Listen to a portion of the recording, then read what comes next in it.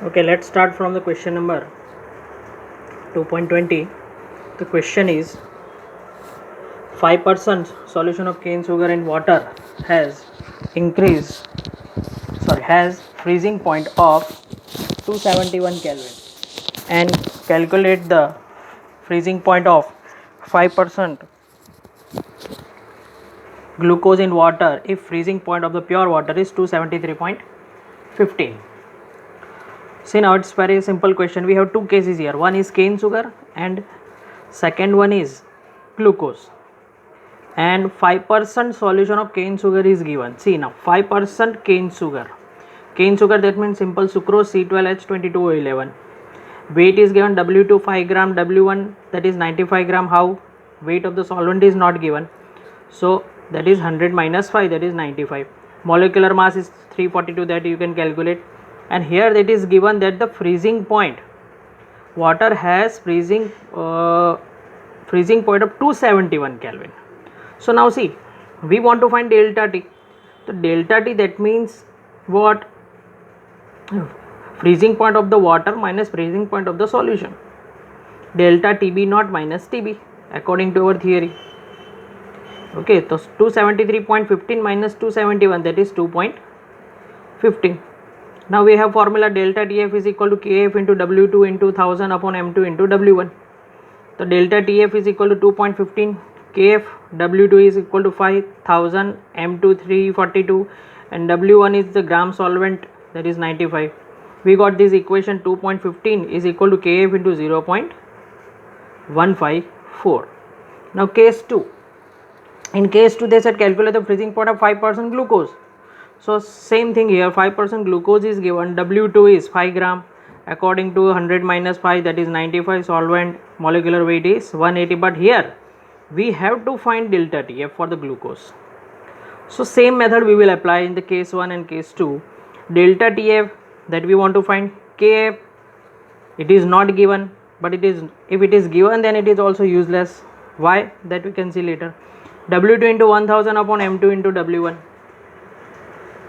So delta TF is equal to KF into 5 into 1000 upon molecular weight is 180 and W1 is 95. So delta TF is equal to KF into 0.0292, that is equation number 2. Now see, this equation number 1 and 2. Equation number 1 and 2. So we will take the ratio. The 2.15 upon delta TF, equation ratio of this and this thing. Ratio of this equation number 1 and equation number 2. So 2.15 upon delta TF is equal to KF upon KF, 0.154 and 0.294. So we got delta TF is equal to 4.08 Kelvin. But now our target is not to find the difference of the freezing point. Our target is to find freezing point of that solution, glucose solution. So according to our theory, delta TF is equal to TF naught minus TF. Is it? So 4.08 we got here.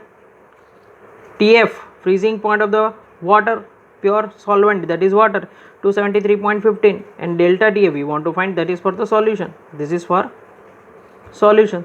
So TF is equal to 269.07 Kelvin. Very simple question. Now another important question, that is exercise 2.21. Two elements A and B form compounds having molecular mass AB2 and AB4. When dissolved in 20 gram of C6H6, 1 gram of AB2 lowers the freezing point by 2.3 Kelvin, and while 1 gram of AB4 lowers it 1.3 Kelvin. The molar depletion constant for the benzene is 5.1 Kelvin kilogram per mole. Calculate the atomic mass of A and B. See now what happens here. Two elements A and B given and their compounds are given, but elements are unknown, so compounds are unknown. So just we can assume that atomic mass of that we want to find, calculate the atomic mass of A and B. So suppose atomic mass of A is A. It's a mathematical question instead of chemistry question. Okay, so atomic mass of A is equal to A, atomic mass of B is B. Now see, compound is given, that is AB2. Compound is given, that is AB2. So molecular mass, if we want to calculate, A plus 2 parts of B, 2 times of B, and if compounds, another compound is given AB4, that is A plus 4B. So now let's start for the case 1. Case 1 is for AB2. Case 1 is for AB2. Okay, so delta TF is equal to KF into W2 into 1000 upon M2 into W1. So delta TF is given, see the question, that is given 2.3. KF is also given, that is 5.1. W2 is equal to 1000 is equal to 1000. M2 is equal to A plus 2B and W1 is equal to 20. When you solve this equation, we will get one equation, that is by cross multiplying and all this, that you know the mathematics better. A plus 2B is equal to 110.869, equation number 1.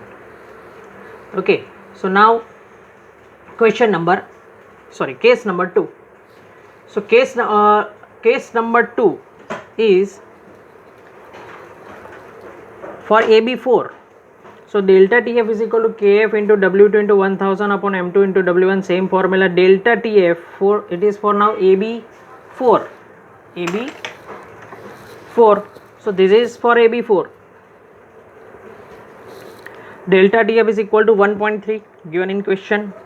KF is equal to 5.1 given. W2 is equal to 1 gram, that is also given. 1000 A, M2 is equal to A plus 4B, W1 is equal to 20. So by solving this equation, you will get this equation, A plus 4B is equal to 196.15, equation number 2. Now you know the maths better, that now you can solve A plus 2B and A plus 4B by which method? Yes, by elimination method, that you can find out. So you will get the answer. A is equal to 25.58 and B is equal to 42.64 gram per mole, or U, unified mass. Okay, so this is question number 2.21. Now question number 2.21. At 300 Kelvin, 36 gram of glucose present per liter in its solution has an osmotic pressure of 4.98 bar. If the osmotic pressure of the solution is 1.52 bar at the same temperature, what would be its concentration? Again, see here, read the question. 36 gram of glucose present per liter solution has an osmotic pressure of 4.90. If the osmotic pressure of the solution is 1.52 bar at the same temperature, what would be the concentration? Here two osmotic pressures are given, so we will calculate the two cases for the glucose. See now, in case 1, W2 gram, that is weight of the solid 36 gram. M2 is equal to 180 gram per mole, that is formula, molecular mass of the glucose. V that is given, that is taken how much? 1 liter. It is given in the question per liter, so it is 1000 ml. And osmotic pressure, that is the formula, pi is equal to 4.98. Now we have the formula, pi is equal to WRT upon M2V, W2 upon WRT upon MV. Substitute V will value. Pi is equal to 4.98. W is the weight of the solid 36. R into T upon 180 into 1 liter you can keep. Okay, so if you take 1 liter here, then we don't need here 1000. Okay, so keep it 1 liter. After solving this equation, we will get, yes, equation number 1. Same thing. Now if the osmotic pressure of the solution is 1.52 bar at the same temperature, what would be its concentration? Now they said that with the same compound, osmotic pressure becomes 1.52 in the 1 liter. So how much concentration we have taken, that we want to find. So same formula we will apply. Pi is equal to 1.52. W2 this time we want to find, that is the concentration. R into T as it is 180, 1 liter. Don't take 1000, otherwise if you take 1 liter or 1000, that will be cancelled each other. Here also if you take 1000 here and you will write 1000 ml, that will be cancelled, so it remains same. So now after solving this equation, 273.6 W2 into RT. See these two equations now. 24.9 RT and W2 RT. We will take the ratio. Okay, so now after taking the ratio, see what happens. This upon this is 4 point, this is 4.24.9 RT, 25.9 RT, 273.6 into W2 RT. RT cancel. So after this calculation we will get W2 is equal to 10.98. So now the molecular mass is W into 1000 upon, sorry, molarity. Molarity is equal to W into 1000 upon molecular mass into VML, because they said to find the concentration. The concentration is 0.06. Now next question is 2.23. Suggest the most important type of intermolecular interactions in the following pairs: N-hexane, N-octane, I2Cl2, NClO4 water, methanol, acetone, acetonitrile and acetone. See, intermolecular attractive interactions, that means we have studied in 11th class 3 types of forces, that is dipole dipole, dipole induced dipole, okay, and van der Waals forces.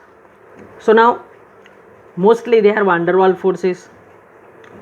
So we have to classify these 5 pairs that they contains which type of intermolecular attractive forces. So let us check first one, N-hexane and N-octane.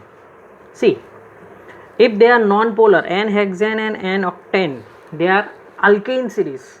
In alkane series there is no polarity. If you check the structure you will get CH, CH, CH, CH, CH. That means there is no polarity. Okay, so they are non-polars. If they are non-polar they have only van der Waals forces. In second, I2 and Cl2, they are also non-polar, because you check the structure I2, that means I and I, they have same electronegativity, CCl4. okay, Cl will attract 4 pair from 4 sides, so finally they becomes non-polar. So van der Waals forces are present in the second case. Now see the third case, then you will again understand the first and second also. We have compound NaClO4 and water. When we ionize, it becomes Na plus and ClO4 minus. It divides into, it dissociates into ion, that means it is a polar compound. Water, we know that it's a polar. So between two polar entity, we have learned that they contain dipole forces. Okay. Now fourth one, methanol and acetone. Now when we have methanol, that is OH bond, acetone we have ether bond, there is oxygen, and due to the electronegativity difference they are polar. So if they are polar, according to question number 3, they contains dipole forces. Okay, now acetonitrile and acetone. Again acetonitrile, you check the structures, that is CH3CN. Now there is a difference between electronegativity of C and N, and in acetone there is again what, O. So it's a polar compound. If they are polar, 2 poles are there, so they contains dipole force. Okay. Now question 2.26. If the density of the some lake water is 1.25 gram per ml and contains 92 gram of sodium ions per kilogram of water, calculate the molality of the Na plus ions in the lake. It's a very simple question of concentration term. We want to find the molality. So according to the formula, it is W2 into 1000 upon M2 into W1. W2, that is given the sodium ions are 92 gram, 1000. M2 molecular mass is 23 and W1 is 1000. So we will get the answer. We will get answer 4 molar. Very simple question.